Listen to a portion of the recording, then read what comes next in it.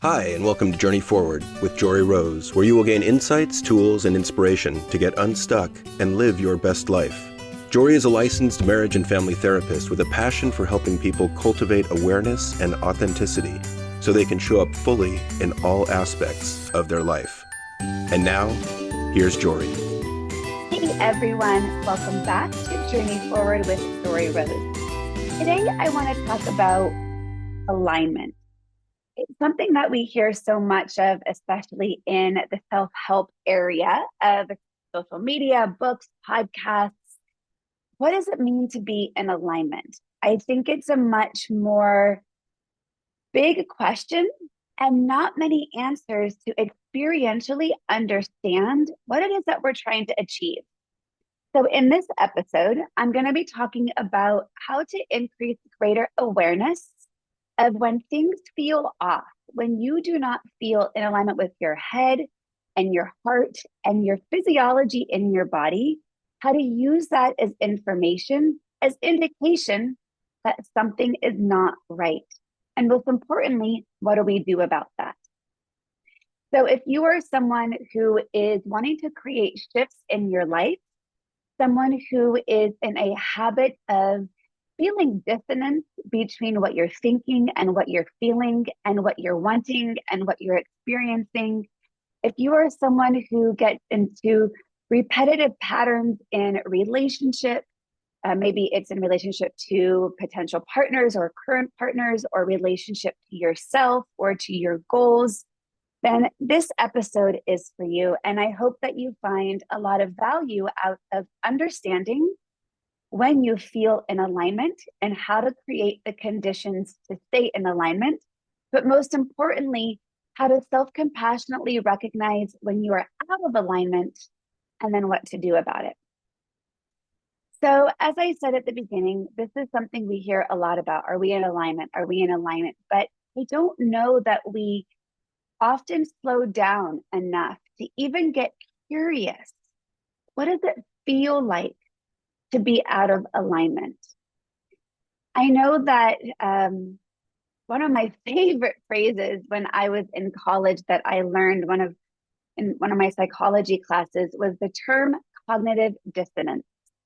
And I think it was one of my favorite terms because it was the first time I had language to put to an experience that I had had so much of the time in my life.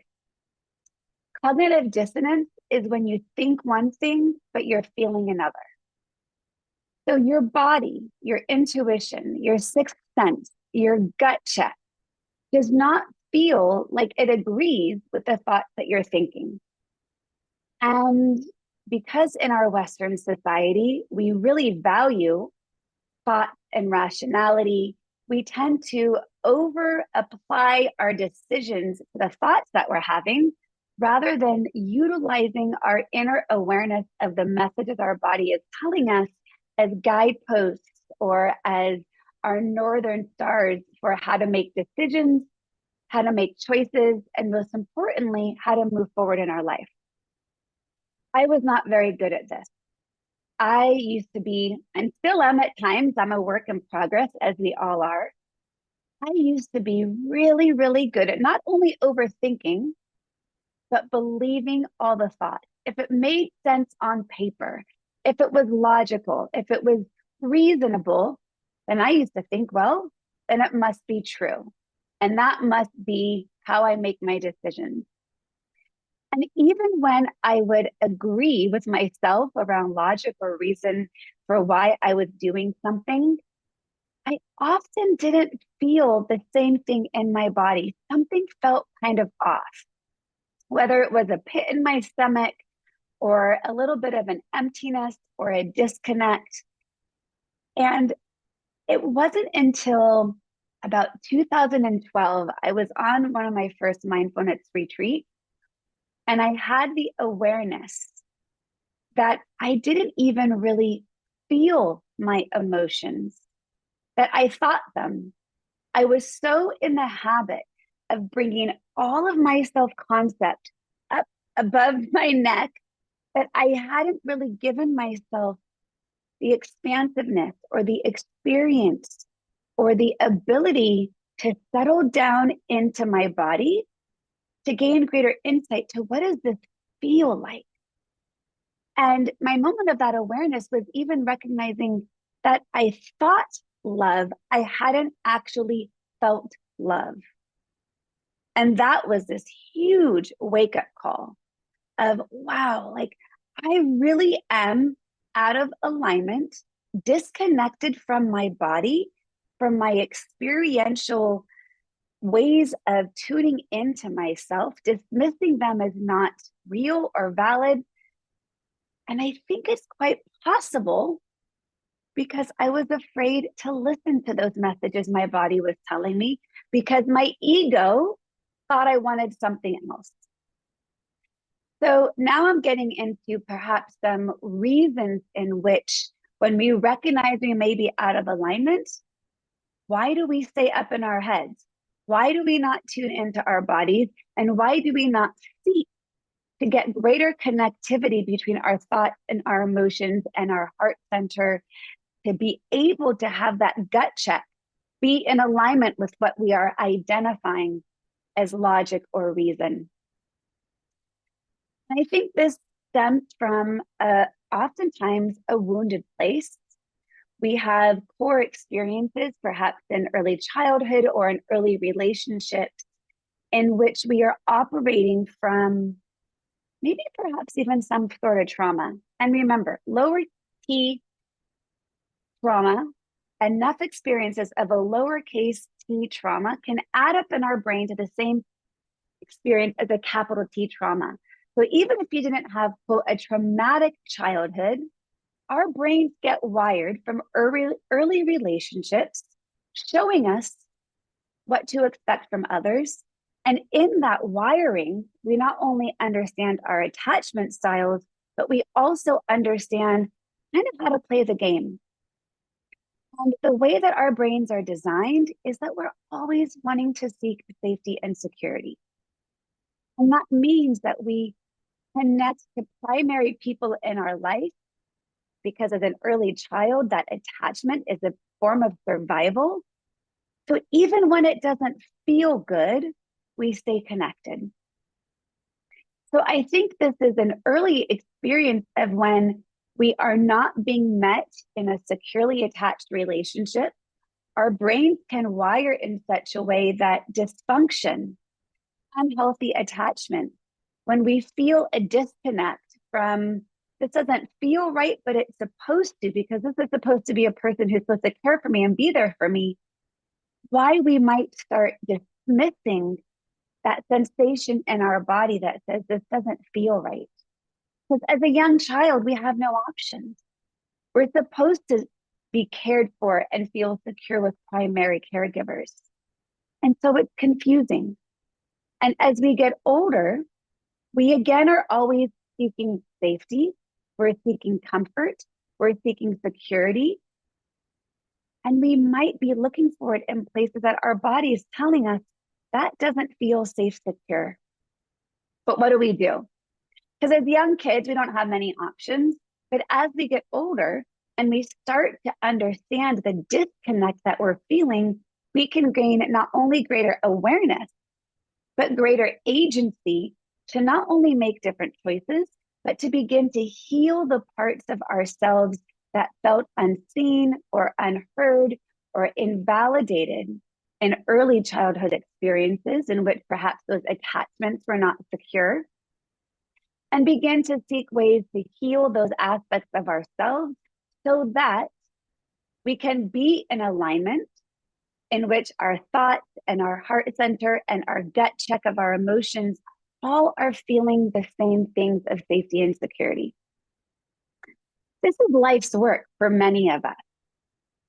And if you find yourself in repeating patterns, perhaps in relationships or difficulty in decision making, or in instances in which your gut is saying something just doesn't feel right, but my ego is saying, oh, but I want that, I need that, I crave that. If you're in those repetitive patterns, then I really invite you to get honest with yourself, perhaps seek out therapy. This is a lot of the work that I do with my clients. But to get really honest with yourself, to ask, what is motivating me right now? Because likely what is motivating you is something that is an old pattern that is not in alignment with where you want to be, and most importantly, where you want to go in your life. So how can you begin to tell if you're out of alignment? Well, one of the very best indicators is how your body feels. Think about it. When you're in alignment and you're feeling good, you're not going to question it. Your body's telling you you're in a good spot. This is a good situation. And there is no warning sign I've got to give you to let you know that there might be a threat to your safety or security. But if your body has an inkling that this feels off, likely something is off. It's kind of like the things you can't explain if you're walking down a street at night in an area that you are uncertain of, and you just get that feeling in your body that alerts you to stay a little extra aware because we are not really feeling that something is going to go your way. Pay attention to that. But you don't need to be in a dark street in a city that is unfamiliar for you to notice the messages your body is telling you. But we so often dismiss it. Again, because our ego wants something different. Or we try to think, if I just keep pushing past this unsettling feeling, I can convince myself that it'll be okay. When in reality, when your body feels at peace, that is when you'll be knowing you're in a peaceful situation. If your body is feeling at discord with the situation, that is your very first indication to get really curious. And this simply goes back to the way that our brains were designed, right? So we are wired to be on the lookout for threats to our survival. And when we get activated, our sympathetic nervous system gets turned on and our physiology lights up in preparation to maintain safety, right? So if there was a bear in the cave, your physiology is going to get activated. You're going to have increased heart rate. Your blood's going to flow to your external limbs. Your eyes are going to get dilated. You're going to start to sweat a little bit. This is the hormonal response to staying safe. Our body does that all the time. And we don't pay attention to those indications. And we often dismiss them. Maybe we tell ourselves, oh, I'm just being nervous. Oh, I'm just anxious. Or we don't give it enough credit to ask ourselves, what is that message trying to tell us? And what am I here to learn? Or sometimes perhaps you even know what you're here to learn, but your habit of staying disconnected from what those messages are so strong that you're not taking what you're learning and putting it into action to make a different choice. And that is usually the hardest spot of all. When we have that moment of awareness and we're like, oh, shit, now I've got to do something different, that feels really, really scary. And it is at first, because we're breaking a habit. We're breaking what's really been well ingrained, likely our entire lives, if not most of our lives. And yet, when we can compassionately acknowledge that discord with awareness and say, I have agency to make a different choice so that my body can feel more at peace. Wouldn't that feel really, really good? And yet, many of us don't do that. We stay stuck in the habits, stuck in the patterns that feel shitty. And then we tell ourselves, this is just, I guess, what it's supposed to be. This is just what relationship feels like. Maybe I'm not worthy of feeling any different. Maybe I have a mindset believing nothing's ever going to change. So I'll continue to stay out of alignment, knowing it doesn't feel good. Easier said than done, but that is why it is a practice. If you are wanting to know more about actually how to do this shift, I invite you to check out the link in my show notes to my Journey Forward Method course that is starting in a couple of weeks. And if you're listening to this not at the time of release of this episode, but at some future point, I will always be having a Journey Forward course method on the books. But this is one of those things that I love guiding my clients in, is increasing the awareness of when you're walking down a path that doesn't feel good only because it's familiar. But when you have the awareness that you have another choice, you can consciously continue to create a new pathway by building your own agency and making new choices that feel good. Because here's the bottom line. We want to feel good, and we don't like when we don't feel good. And yet when we don't feel good is an indicator that something is off. Part of it is we keep thinking, oh, what doesn't feel good is external to me. This other person, if they only change, then I'll feel better. This situation, if only my boss or my coworker or my parent or my friend or my child changed, then I would feel better. The problem with that mentality of continuing to externalize our own alignment and happiness is we are essentially handing our power away to somebody else. When we recognize that we have agency for our own happiness, our own alignment, mind, body, and soul, thoughts, heart, and gut check in the center of our core, that is only up to us. But again, it can't start if you're not aware of the patterns and dynamics that you can continue to perpetuate to keep you in this situation. And understand, patterns and habits are hard to change. I just finished my Shift Your Lens challenge, in which I guided the group of people who joined me on this challenge through 10 different shifts. And in fact, I'm going to be recording a podcast episode about those 10 shifts. So if you missed the challenge, be sure to stay tuned to the Shift Your Lens episode coming out shortly. But what we're wanting to do is literally only create a 1% shift out of what doesn't feel good towards the direction of what does. These shifts can be small.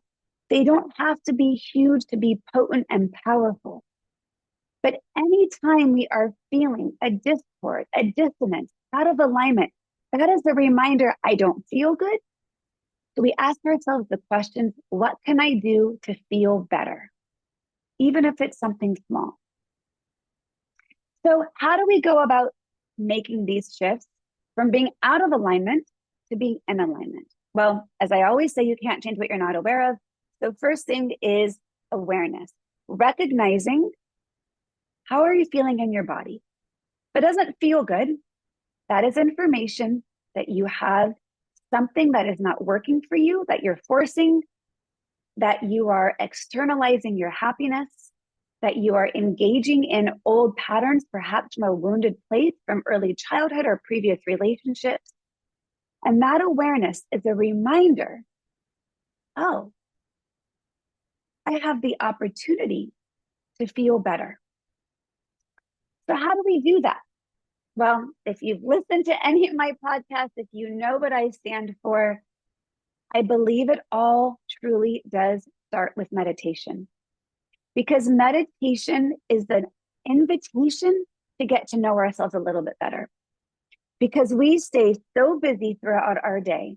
We stay on a trajectory, on a momentum of busyness with the belief, oh, I've got so much to do. I've got to get stuff done. I've got to check off all those to-do list items. And yet, that glorification of busyness disconnects us from our own self. The more we get disconnected from our own self, the less we are paying attention to how we feel, the more we are over assigning our power and our choices to what's logical, what's rational, even if it doesn't feel good to us. Meditation is an invitation to become friends with all aspects of yourself, to get curious of what's arising without shutting it immediately down, to be able to sit with discomfort rather than try to push past it or over justify it, to be able to lean into whatever indication your body's giving you. without fear that it's going to take over or that you're going to drown in it. Because we can have self-compassionate awareness in which we dip our toe into that water and we can pull it right back out again. But that curiosity of what am I in resistance to? Why am I ignoring this discomfort in my body? Well, because it's hard. But you know what's also hard? Staying stuck. It's also hard being out of alignment. It's also hard giving away our power. It's also hard abandoning our own self in favor of meeting someone else's needs first. It's also hard to not feel good a lot of the time. And yet, it's also hard work to lean into that discomfort. But I'm here to show you and tell you and remind you that when you lean in, that is your way through. That is your way towards a different path. Leaning into what is off, to what doesn't feel good, is the pathway towards gaining greater alignment with your mind, body, spirit, to make new choices, to build the muscle, to not walk down the old path just because it's familiar, just because that may have been what we've always done because we were desperate for connection. We have options and we don't always recognize them because we're not slowing down enough to look at them, to get curious, to ask ourselves, what am I feeling? And then to go deeper, what am I really feeling? Because sometimes we're afraid to hear the answer. I know this has been true for so many times in my life, and it particularly shows up in relationships for me. When I'm out of alignment and I know deep in my gut that it's not right, but my ego just doesn't want to accept it. That can be a really hard place to be because it means embracing something new when we thought we had security. It means going into an unknown.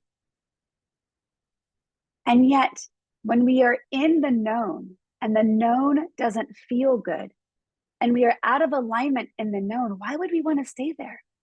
Because it is in the unknown where we have the opportunity to create more alignment, greater peace in our body, more opportunity to feel good. Because that at the end of the day is what we want.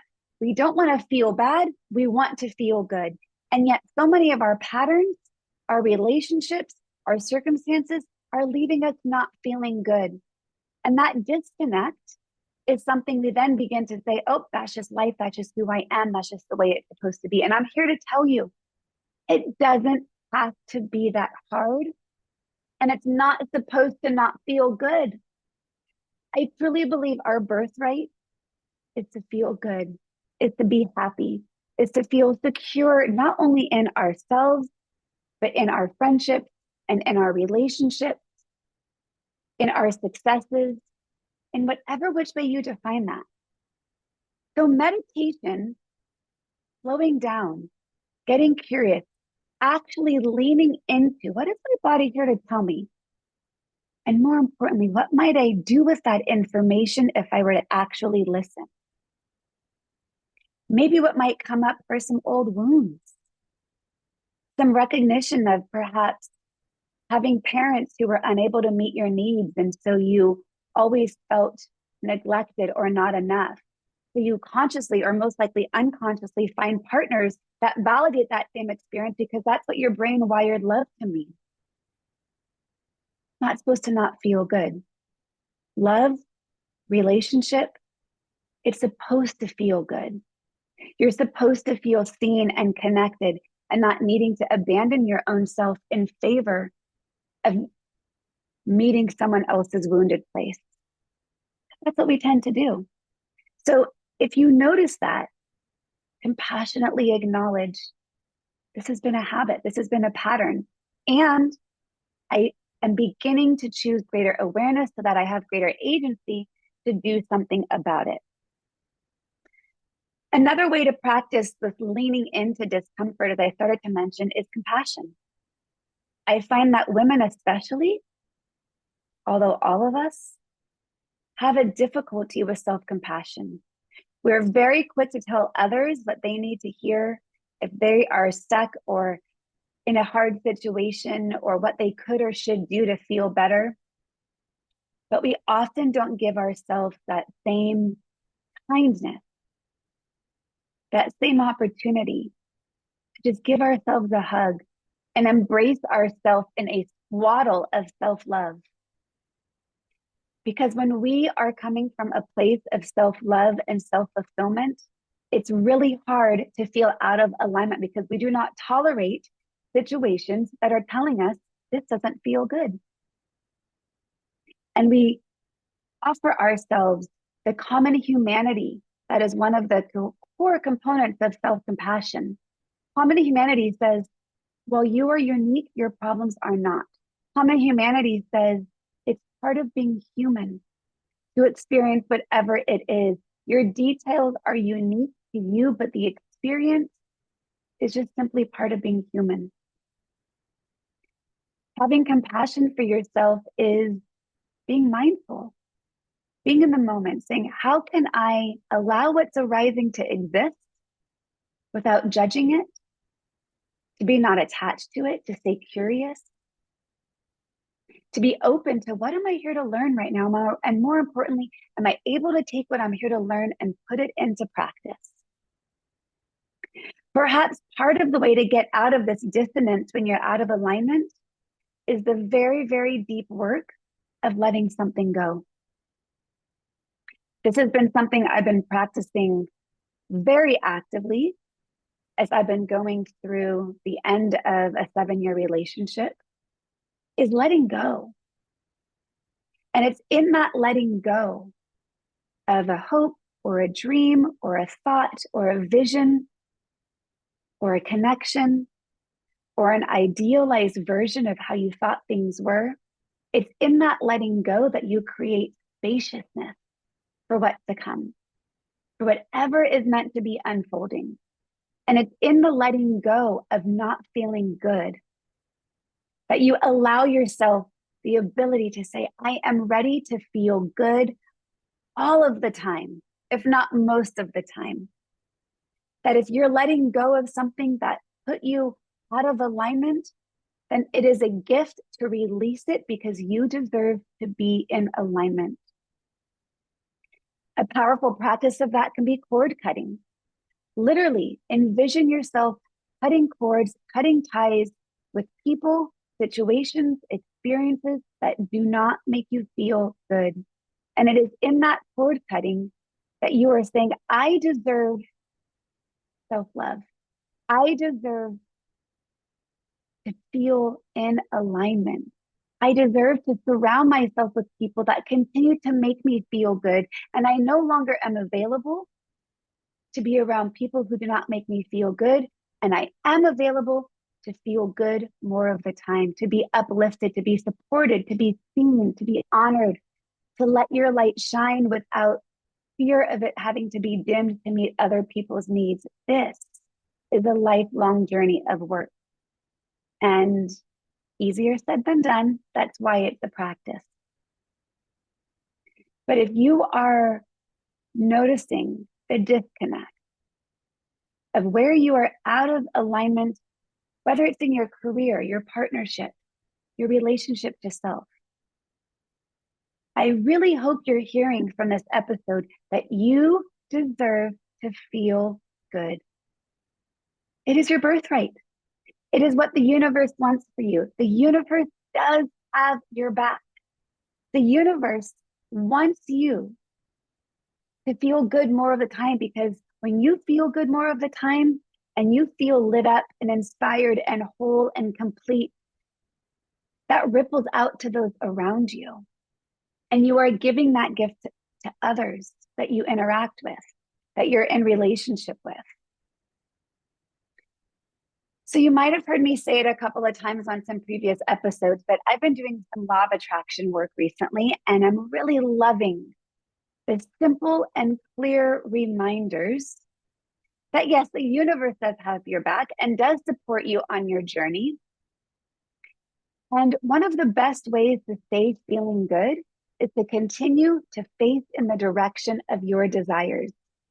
Anytime you fall into old patterns that don't feel good, you are literally turning the opposite direction. And with that awareness, you might wonder, wait, why do I feel shitty again? Oh, yeah, because I walked down the path that I knew was familiar, that was habit, but that I actually knew wouldn't make me feel good. Why would I do that? Because I'm human, because it's been a habit for some time to do that. But you can course correct at any which time to turn back in the direction of your desires. Maybe those desires are around creativity. Maybe it's about being open to new people coming into your life. Maybe it's about opportunities or experiences that you're wanting to bring into manifestation. But as long as you are facing in the direction of what doesn't feel good, the universe cannot be in conjunction with you if you are not doing your part. The universe wants to support you. Your part is to recognize, am I facing in the direction of my desires? Or am I continuing to engage in old habits and patterns, taking me the opposite way? Again, all of this is easier said than done. But when you are facing in the direction of your desires and consciously making the choice to heal the wounds of the past, to honor with self-compassion what's arising, to lean in with curiosity, and to stay facing in the direction of what feels good, then I guarantee you, you will be in alignment the majority of the time. Of course, life is going to have its blips and its curveballs and its twists and its turns. But even when those come up, if you can remember your agency to have self-awareness, self-compassion, and to continue to take a step forward in the path that keeps you feeling good, that keeps your thought and your heart center and the core of your gut all feeling and thinking the same thing, that's when you're in the sweet spot. It is from that place you can manifest. It is from that place you are in the zone of creativity. It is from that place you will meet the people who are meant to come into your life because they support you on your journey if they're walking the same journey. So I hope this episode has been helpful for you in recognizing how easy it is to be out of alignment, to recognize that our body is giving us information all the damn time. If it doesn't feel good, it's not. And you have an opportunity to create a good and better feeling sensation by making different choices. It's easier said than done. If you're wanting more support with this, check out my Journey Forward method. This is exactly what I am here to continue to guide those who I work with in their journeys. And I, in a very humble way, am walking this journey alongside you. I am seeking more of what feels good. And I am making choices every single day to ask myself, does this feel good right now? Am I in alignment? Am I out of alignment? If I'm not in alignment, guess what? I get to choose another response. Not always easy, but it is that simple. The key is remembering. The key is tuning in. And when we tune in, we listen. The body doesn't lie. If something is off, your body's going to tell you. If you feel good, your body's going to tell you that too. So here's to feeling good more of the time and to healing the parts of ourselves that continue to get stuck in situations that don't feel good. I know it's possible. Not always easy, and it is possible. Thanks so much for tuning in today. If this episode spoke to you, it would mean so much to me if you gave me a rating, a review, a share. Share it with someone who really needs to hear the message that feeling good and being in alignment not only is your birthright, but it's a possibility. And if you're not there yet, you can get there. All right, everyone, take care and be well.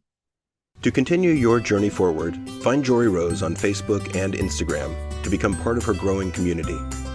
You can also gain access to her meditations, books, online classes, or to sign up for an upcoming retreat, visit her at joreerose.com. That's JOREEROSE.com.